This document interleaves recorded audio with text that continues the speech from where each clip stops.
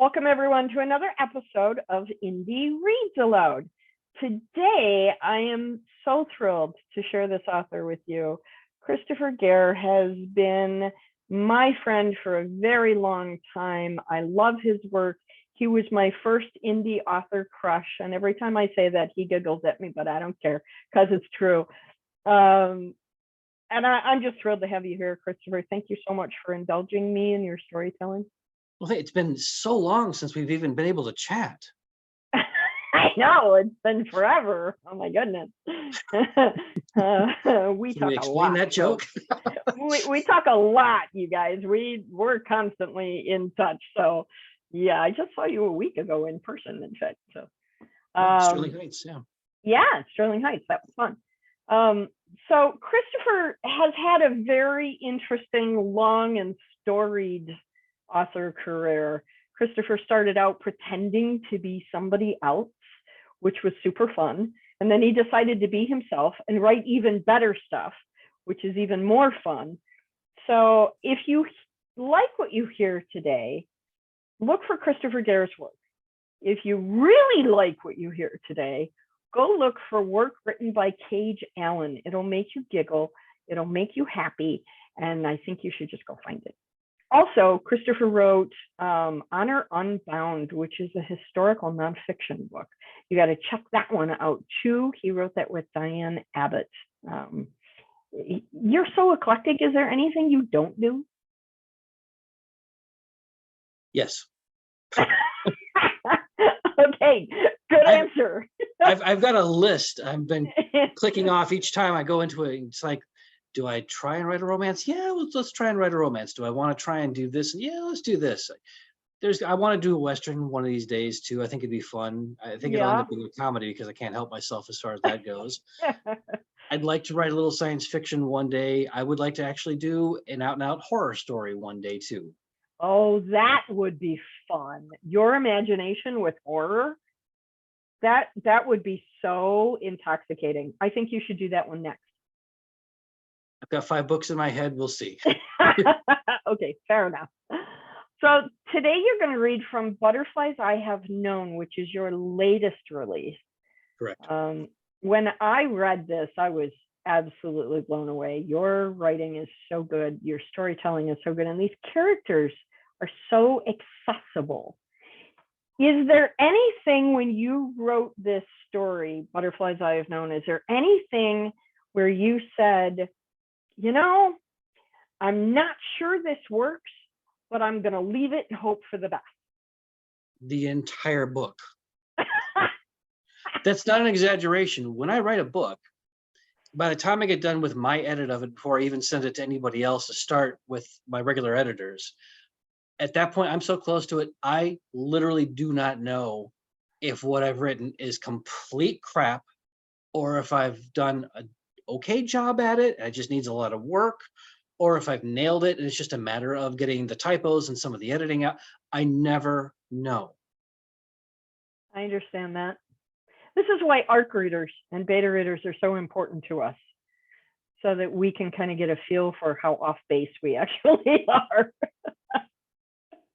I absolutely loved this story. I'm so honored that you let me be an ARC reader. I keep pushing this book on everybody I know because I just think it's a great love story. Can you give us a little bit of setup of what you're going to read for us tonight? Sure. The slow selection here I chose, it was in the beginning of the book. I wanted to try and keep at the beginning rather than get to my favorite parts towards the middle or end, where I'm introducing the character of Matthew, who is a professor at Wayne State University. I think he's about 31 years old. He is very methodical. He knows when he gets up that what he's going to have for breakfast. He knows when he gets to work who's going to have the free coffee if there's a meeting that day. He knows how long it's going to take him to get to work, what stoplights there are going to be, the best way to get to the stoplights. He is that methodical with his life. Mm-hmm. And he does this little proverbial dance with a character named Jian, who works at the largest Asian market in Southeast Michigan. And Jian is the complete polar opposite of Matthew. Whereas Matthew likes order, Jian loves chaos. And when Matthew was around in the store, Gian creates chaos, much to That Matthew's was fun. dismay. So, and the two of them annoy the living daylights out of each other, and yet Matthew keeps going back week after week, knowing he's still going to be annoyed by everything that Gian does. Okay. Can So, you give us a little taste of this? I'm going to give that a shot here. Awesome. So when you're ready, please take the microphone and read aloud. Got it. Matthew turned right onto John R. Road, then made a quick left into the parking lot. The Asian market had opened just before COVID-19 hit, and it was probably a small miracle the place didn't go under during the first 6 months of the epidemic. Fortunately, the nearby sizable Asian community supported them, and word spread. Shoppers unfamiliar with the concept of an Asian market, aka white people, or guilos as they were called in Cantonese, could frequently be heard grumbling about the brands, the lack of American food, and all the Chinese, Japanese, Korean, Thai, and other languages written on the packages. Matthew had attracted a few stares the first time he entered, plus a couple of snarky comments in Cantonese. Another white person. Think he's lost? Who wants to make a bet he'll leave without buying anything because he can't find the frozen White Castle burgers? The store was truly incredible. The bakery and hot food counter were unparalleled unless one traveled overseas or to Chinatown in Toronto, since it was closer than flying across the world. Also, while Matthew would never openly admit it, let alone allow himself to think about it, he shopped at the market for another reason. 3 months. It had taken Matthew 3 months to learn the schedule of that other reason he shopped there. If he hadn't finally learned when the owner's son, Gian, worked, he probably would have loaded up on groceries once a month and not gone in weekly. Matthew felt certain he and Gian had been playing a game for 2 years now. Matthew would enter the store, head to the aisles where he knew the products he regularly purchased would be on the shelves, and hopefully find them. Hopefully. Those products started appearing in other areas a year and a half ago, and Gian would quite miraculously appear in the aisle with him at some point. Matthew would inquire where the product was, and Gian would show him and act as if it had been there all along. The two of them never officially exchanged names, barely exchanged pleasantries, and while the other employees never offered anything except help, Gian exuded an air of annoyance, playful annoyance, based on the little turned up corners of his mouth that represented the epitome of a sly grin, and several offhand remarks in Cantonese, sometimes in Mandarin. Matthew entered and headed straight for the bakery. He used a pair of tongs to first grab a sugar donut and slide it into a small bag, then a piece of the melon bread, and then some custard buns. He'd snack on one of the custard buns with a cup of tea before his first class, or wait to see who brought free coffee to the staff meeting. The fruit aisle and refrigerated tofu areas were next, but he came up empty in both. Maybe the items had been moved. Again, Matthew turned to head towards another aisle and nearly bumped into Gian, who pretended to be surprised, as if he'd been standing there all along, but Matthew hadn't seen him. Pretending because Matthew knew darn well the other man hadn't been there or anywhere around him moments earlier. He'd have noticed, especially since Gian's hair now had unmistakable blue highlights. Mr. Wei would not be pleased, not with the amount of money Gian would have spent on them, or with the color. Vitasoy silken tofu? Matthew asked as soon as Gian stopped acting as if he'd been almost purposely knocked over backwards when Matthew turned around. Good morning, sir, Gian greeted him and stood immobile. Why, waiting? Waiting for what? Oh, right. Good morning, Matthew repeated the words back. Now that we've established you're aware it's morning and pleasantries are appreciated, did you have a question? Gian grinned. Something I can help you with? Do you have any Vitasoy silken tofu? Complete sentences are new for you, aren't they? Gian tilted his head to the side and stared. Why do you need tofu? Because I'd like to buy some. Matthew felt his cheeks heat as blood rushed to his face. Yes, he'd been prepared for Gian to try to get under his skin, but why did the man always seem to fluster him regardless? Oh, well, we're still out of it. Should be a shipment in next Wednesday. Darn. Vita lemon tea? Matthew figured he might as well ask now since the two of the other items he came in for weren't on the shelf. You have a thing for Vita and sentence fragments, don't you? Very unbecoming. Gian gestured with his head to the back of the store. I might have the tea in the stockroom that hasn't been brought out yet. He started towards the back. Any fresh lychee too? Matthew called after him. Gian stopped in his tracks. You are one of our neediest customers. My Chinese aunties aren't even this difficult, and some of them are actually related. At least you aren't constantly demanding a discount. He turned and faced Matthew. So, are you buying these things for your nice, sweet, elderly Asian neighbor? No. His neighbor was Polish and worked in a restaurant in Hamtramck. Oh, the food that man brought home. Authentic Polish food that permeated the apartment building and made his stomach growl. Trying to impress a nice Chinese girl? Fishing. The man is shamelessly fishing. No. Gian frowned. You're not one of those annoying white people who's trying to be Asian, are you? No, Matthew seethed. You are far too polite. You know that, don't you? Gian eyed him. It wouldn't hurt you to stick up for yourself once in a while. We Chinese have a saying, solve one problem and you keep 100 more away. You should learn to be more like us. It would be an immense burden, but I could teach you. Gian, Mr. Wei snapped. Matthew never heard the man come up behind him. Please excuse my son, Professor Richter. Go get the items, Gian. Yeah, he's a professor? Gian gestured with his hand towards Matthew, clearly enjoying pushing his father's proverbial buttons as much as he did Matthew's. He is a very important man, Mr. Wei informed his son in Cantonese, neither of them realizing Matthew understood every word they spoke. How important can he be? He doesn't smile. Important people smile, mostly when they're stabbing you in the back, but they still smile. Gian rolled his eyes and once again headed towards the back room. Do we really know what he's a professor of? Maybe he's a secret Russian agent. They don't smile either. You are far too trusting with your clientele, father.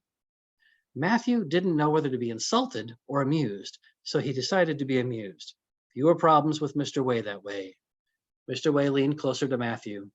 We have contacted the hospital where Jean was born more than once to confirm we brought home the correct child. I love your writing. It is so much fun.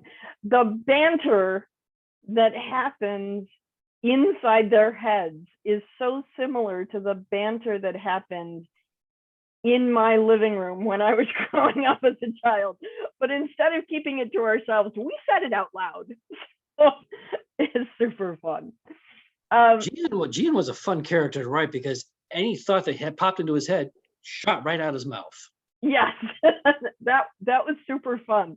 He doesn't have a lot of filters. No, and Matthew has every filter in existence. And some we didn't know that were in existence. So one of the things I love about this story, and I guess it's a little bit of a spoiler alert for people who haven't read it yet, but I'm hoping it's more of an enticement than a spoiler, is the character of the photographer that you've created for this story and how he has some innate secret knowledge. I'm really curious about how you decided to weave a story inside a story like that based on a photograph that was decades old. How did you come to think this story can live inside a modern day story and find equilibrium? That is a truly brilliant question. I'm going to flounder with the answer and sound like a complete idiot. I did not prepare that question ahead of time. It just hit me. I knew the photographer. The photographer's name is Milton Glass, and he's, I think, 92, 93 years old. He was a World War II photographer, for folks who are not familiar with the book. And it revolves around Milton Glass having photographed soldiers during World War II and becoming convinced that there was a white soldier and a Chinese soldier who they all thought would come to blows. And instead, these two became the best of friends. And they ended up dying on the battlefield. And Milton, I can answer this, at least part of it. What drives Milton to start to think that Jean and Matthew are the reincarnated souls of these two soldiers it comes down to one word for him, and that's faith. He had faith that because their lives had been taken away from them before these two ever got to develop more of the friendship or more of a relationship that they most likely would have, he had faith that life and the universe would somehow make amends and give them an opportunity to come together again. That was his whole basis of everything, was faith that it would happen. How did you come up with the vehicle of finding that story in a photograph? I was doing some research, I think during the previous book, The Beautiful Moment, and I was looking up Japan, and I had this other egg in my head that I've been kind of a plot point that I was going with that I'm writing about now. And I started looking up white Asian couples, and there was a photograph of some from people who served together currently and also in the past. And I loved the picture that I'd come across in the past where it looked like it could have been, World War II. Yeah. And I loved that idea of saying, it almost reminded me a little bit of Somewhere in Time, where he had the picture of her. Oh yeah, yeah. And I thought, well, what if you had this picture of these two and there was a story behind it? And what if this photographer, this person who took it, had such a belief that these two could come back around again, that he would spend 70 years of his life looking for them again to see if they had come back again. And it became not so much an obsession, but his need to find order in life and in the universe for himself. And his need to manifest that faith that it could happen. That for him, because he had forsaken so many other things in life, he'd been married, the marriages didn't really last, he didn't have kids. He needed to know that something made sense. Yeah. That it's such a really cool subplot device that actually turns out to drive the whole story, which I just love how you layer things so brilliantly. You're such a delight to read, and I'm so honored that we're friends. Thank you so much. You're the amazing one. I'm not.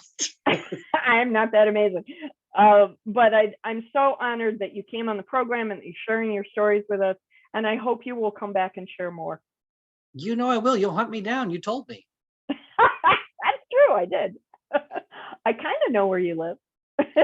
You mentioned two other words that I'm terrified. Deb Reed. Well, yeah, there's yeah. I know people who know people. There we go. Thank you so much for reading for me tonight. I really appreciate it. Me. And I look forward to you coming back. I will be back. Great. Thank you. Good night.